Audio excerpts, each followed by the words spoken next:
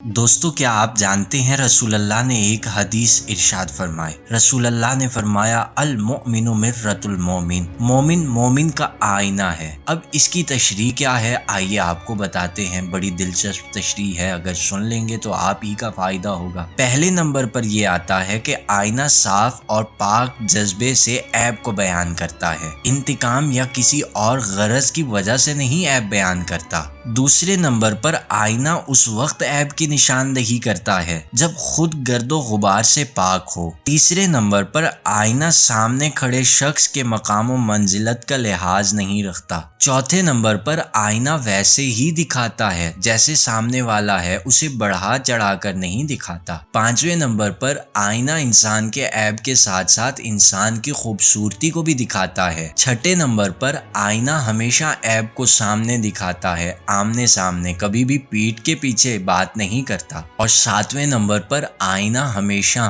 खामोशी से ऐब बयान करता है, कभी भी चीख चिल्लाकर ऐब को जाहिर नहीं करता। दोस्तों, ये है रसूल अल्लाह के इस फरमान की तशरीह के मोमिन मोमिन का आईना है। ऐब बयान करने वाले को इसी तरह का हो जाना चाहिए ताकि लोगों को उसके ऐब नजर आए। अगर आपको हमारी वीडियो अच्छी लगे तो लाइक कीजिएगा, सब्सक्राइब कीजिएगा और शेयर करना मत भूलिएगा।